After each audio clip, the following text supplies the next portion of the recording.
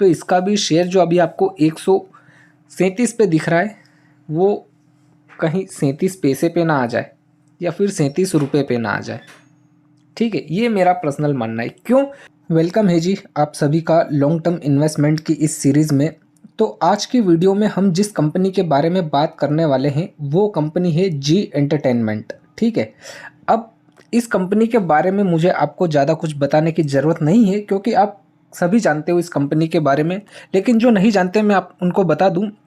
जी entertainment enterprises जो है उनका भैया चैनल का काम है। आपने बहुत सारे चैनल देखे होंगे जो कि मूवी चैनल है, म्यूज़िक चैनल है और न्यूज़ चैनल है। जिस भी चैनल के आगे जी नाम लगा हुआ है वो सभी चैनल इसी कंपनी के हैं भैया।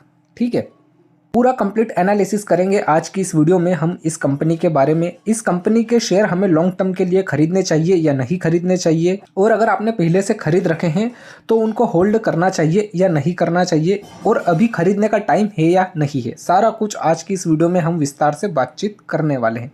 और हाँ, I am not a SEBI registration member. यह वीडियो मैं केवल एक एजुकेशन पर्पज़ के हिसाब से बना रहा हूँ।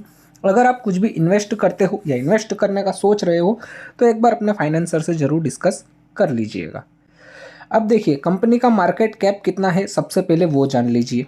13,257 करोड़ की ये कंपनी है। ठीक है, कंपनी के ऊपर कर्जा कितना है? 330 करोड़ का। ठीक है, एक साल के अंदर कंपनी ने कितना लो और हाई लगाया है उसको समझिए। 114 रुपये का लो है और 300 रुपये का इसका हाई है। ठीक है, अभी करंट प्राइस कितना चल रहा है? 138 के आसपास। शेयर की बुक वैल्यू कितनी है भैया? 117। ठीक है, फेस वैल्यू कितनी है? 1 रुपये की।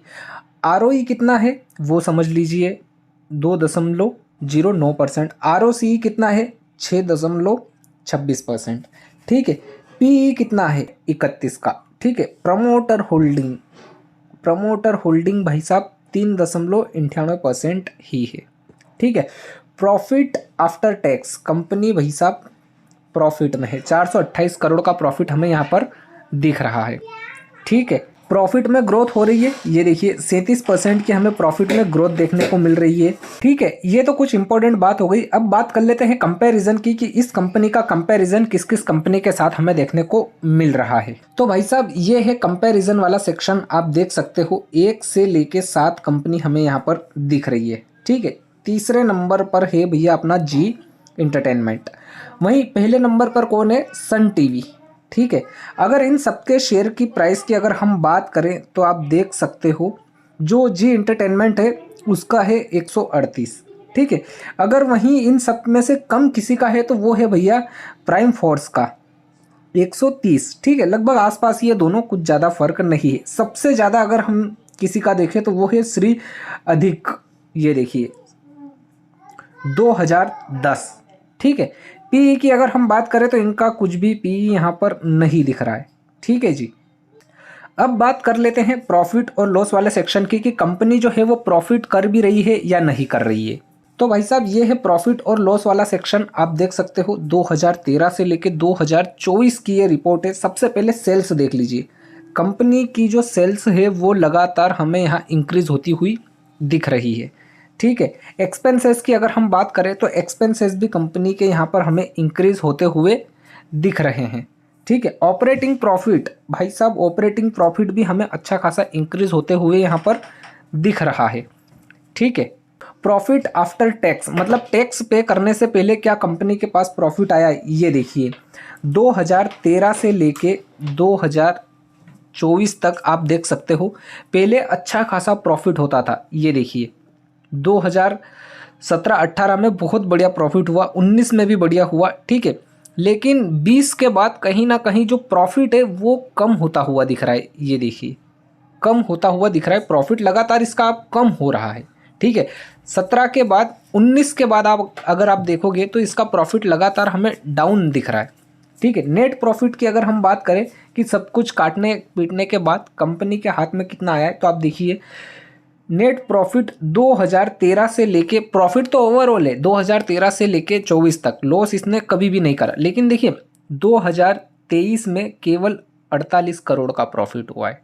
ठीक है, 2024 में कितना हुआ है भैया, 141 करोड़ का। ठीक है, प्रॉफिट इसका कम होता हुआ दिख रहा है। अब इसके 2-3 कारण हो सकते हैं, जैसे कि अब इंटरनेट का ज़माना आ चुका है, 5G आ चुका है, 4G आ चुका है, तो पूरी तरीके से पूरे भारत में 2020 में जियो 4G ओवरऑल फैल चुका था पूरे इंडिया में। ठीक है, उसके बाद फिर अलग अलग तरीके के OTT प्लेटफॉर्म आने लग गए, तो कहीं ना कहीं कारण हो सकता है कि भैया जो जी एंटरटेनमेंट है उसका प्लेटफॉर्म थोड़ा अब कम हो चुका है। तो इस पे आपकी क्या राय है, कमेंट करके ज़रूर बताइएगा। अब बात कर लेते हैं शेयर होल्डिंग की, कि इस कंपनी का शेयर किस किस ने कितना होल्ड कर रखा है। 2017 से लेकर 2024 की ये रिपोर्ट है। प्रमोटर होल्डिंग, ये देखिए, प्रमोटर होल्डिंग 2019 में निकल चुकी है।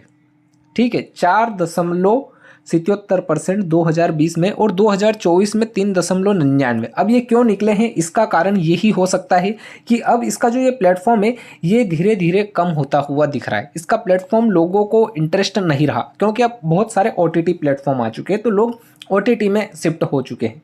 ठीक है, अब इस पर आपकी क्या राय है, कमेंट करके ज़रूर बताइएगा। और हाँ, हो सकता है कि ये जो प्रमोटर ने यहाँ पर सेलिंग करी है, अपनी जितनी भी होल्डिंग थी उन सभी को निकाला है, क्योंकि इनको पता चल रहा है कि अब धीरे धीरे कंपनी लॉस में आने वाली है। क्यों? क्योंकि अभी हमने प्रॉफिट वाला सेक्शन देखा है, प्रॉफिट और लॉस वाला सेक्शन, उसमें प्रॉफिट लगातार कम होता हुआ दिख रहा है 2020 से ही।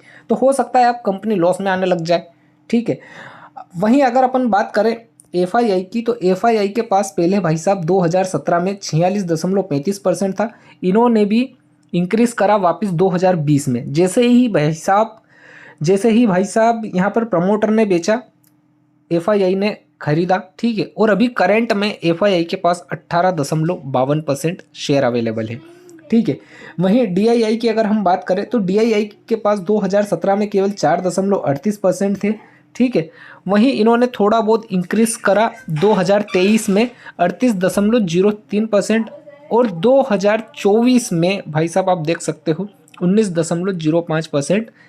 गवर्नमेंट की भी कुछ पोजीशन हमें यहाँ पर दिख रही है। ये देखिए भाई साहब, आप देख सकते हो 0.07% 17 में थे, इन्होंने वापस से इंक्रीज करा 0.019, उसके बाद 0.15, अब देखिए 2024 में 0.15% गवर्नमेंट के पास है। ठीक है, उसके बाद पब्लिक का सीन समझिए। पब्लिक के पास 2017 में जब कंपनी प्रॉफिट में थी, जब कंपनी बहुत ज़्यादा प्रॉफिट जनरेट कर रही थी, उस टाइम पे 6.12%, और अब जब कंपनी कम प्रॉफिट कर रही है, लॉस में आने की कगार पे आ रही है, कि धीरे धीरे हो सकता है कि लॉस में आ जाए। ठीक है, तो 58% पब्लिक के पास है, सबसे ज़्यादा। प्रमोटर के पास कुछ भी नहीं है। ठीक है, अब देखो मेरा ये मानना है, मेरा पर्सनल ये मानना है कि यहाँ पर जो है OTT प्लेटफॉर्म आ चुके हैं। ठीक है, पूरे इंडिया में।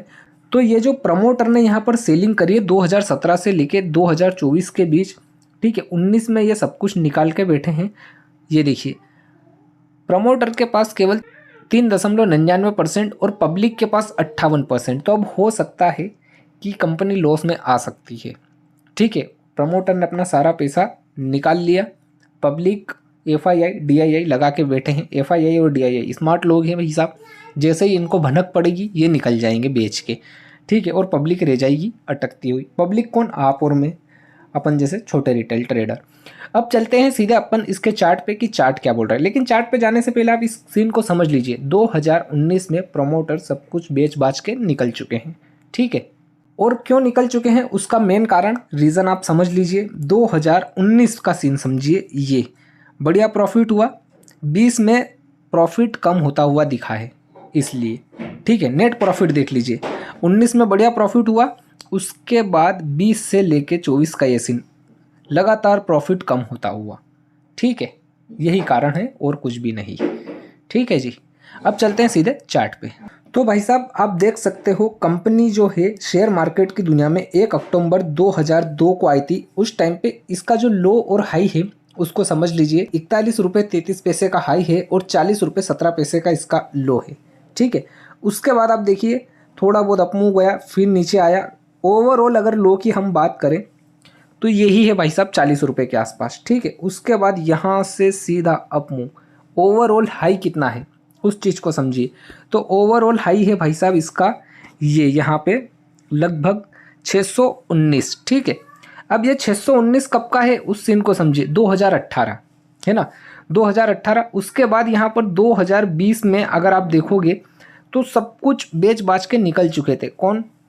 प्रमोटर। अब ये जो सीन आप देख रहे हो इसको बोलते हैं प्रॉफिट बुकिंग, ठीक है। सभी ने यहाँ पर दबा के प्रॉफिट बुकिंग करी, यहाँ तक कि प्रमोटर तो सारा कुछ बेच बाच के निकल चुके हैं, पब्लिक यहाँ पर खरीद के बैठी हुई है। और कितना लो आया है उस चीज़ को समझिए, कितना लो है भैया, ये यहाँ पे, यहाँ से वापस से इसने पुल बैक लिया 114 से। अब ये जो 114 से पुल बैक लिया तो ये कहाँ तक का हाई लगाया इसने 114 से वापस, मतलब 378, ठीक है। मतलब पैसा डबल हो चुका था, वापस से प्रॉफिट बुकिंग, ठीक है। ये अब यहाँ पर कंसोलिडेशन चल रहा है। अभी अगर हम करेंट में देखें तो 1 मंथ के टाइम फ्रेम पे यहाँ पर इसी जगह एक बढ़िया कैंडल क्लोज हो चुकी है ग्रीन, उसके बाद अगली कैंडल वापस से ग्रीन बन रही है। लेकिन रिस्क एक है, रिस्क क्या है? एक है। हमने कई कंपनियों के शेयर देखे हैं जो कि फर्श पे थे और वो फर्श पे आ चुके हैं। आपने जितने भी अपने छोटा भाई हैं रिलायंस इंडस्ट्री के, उनके जितनी भी कंपनियों के शेयर हैं उन सभी को आप देख लीजिए एक बार, उन सभी का चार्ट।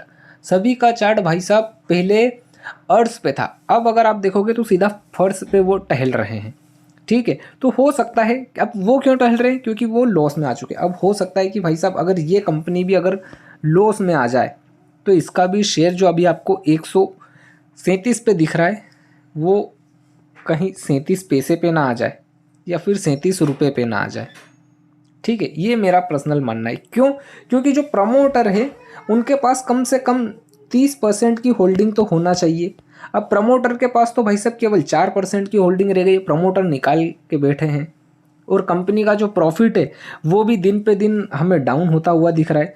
प्रॉफिट कहाँ बढ़ रहा है? प्रॉफिट बढ़ भी नहीं रहा है, लगातार दिन पे दिन डाउन हो रहा है, लगातार 3-4 साल से अगर हम देखें तो रिस्क है।